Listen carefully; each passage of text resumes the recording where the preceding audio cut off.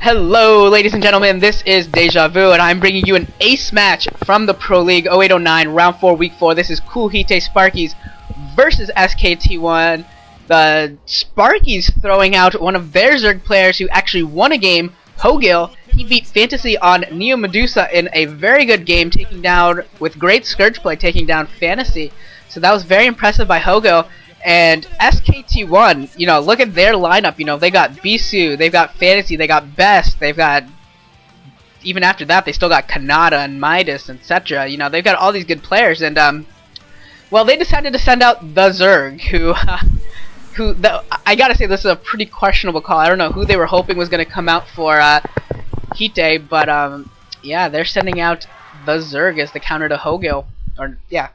Which, I don't know, I question this call a lot. Hogil has shown some quality in the past, but I don't know about the Zerg. And let's see here, the start positions in the bottom left is going to be Hogil in peach, and in the top right we will have the Zerg in red, and I have no idea, this is going to be the worst, or this is going to be one of these most difficult commentaries ever, since they're both Zerg players, and one of them is called the Zerg. Whew, I might just call him Red. I don't know. We'll see how this goes. Whatever I end up calling him, hopefully you'll detect it. And the Zerg is actually only 45% overall, 36% versus Zerg. So this is not looking really good to start out with. And Hogil is actually, well, he's no better. He's actually 27% versus Zerg, so he's pretty bad as well. This is God's Garden. So if these two players decide, we will see what these two players decide. I do expect they are actually in cross positions.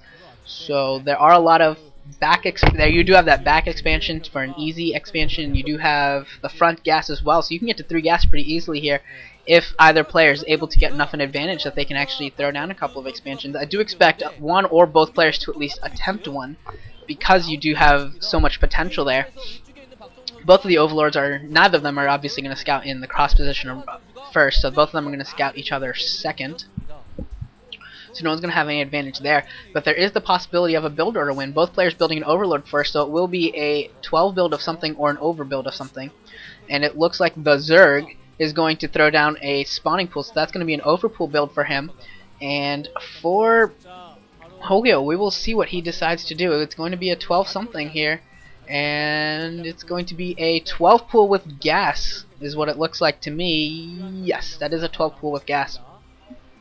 So yeah, gas now going down for the Zerg as well. So now the player is going to get too much of a build order advantage here. I'd say it maybe slightly goes in Hogil's advantage, since any Zergs or any Zerglings for the Zerg. Oh my god, this is going to be so bad. Since any Zerglings for the red player is not going to work out real well. Both players looking to throw down expansions. The difference is Hogil's going to go for his back third spot, whereas the Zerg is going to go for... Actually, I think he went for his back third as well. Yeah, he did go for his back third area as well. So both of them going to take advantage of the protected natural there. Of course, both those naturals are at risk from Mutalisks, which I expect both players to go for pretty early here. And we will see how they defend against that. But they are more defensible against Zerglings. Even though you do have 2 bases to defend, there's only 1 gap, and that gap is a ramp, which is a huge advantage to the defending player. Zerglings now out here for the Zerg. Lair started for Hogil, so he'll be going for some pretty quick Mutalisk here.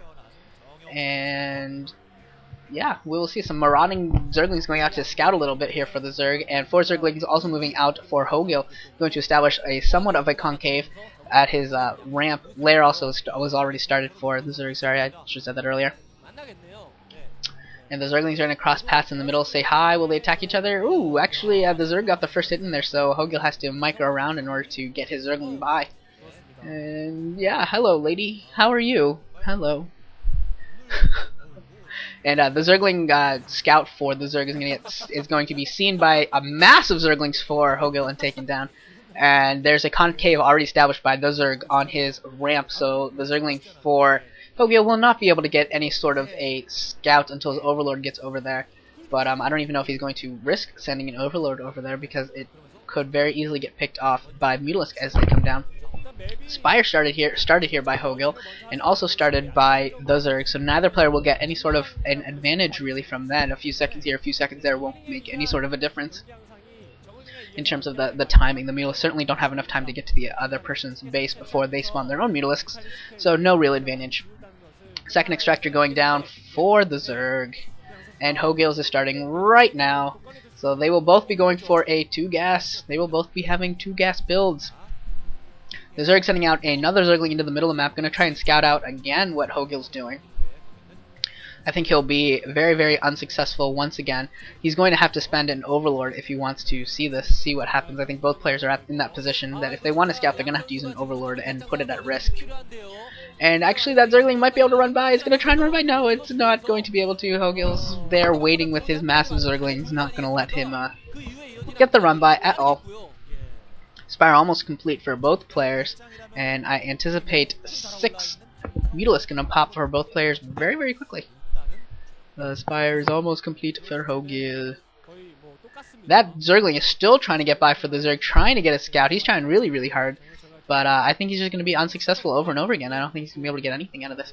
And yeah, all the larvae for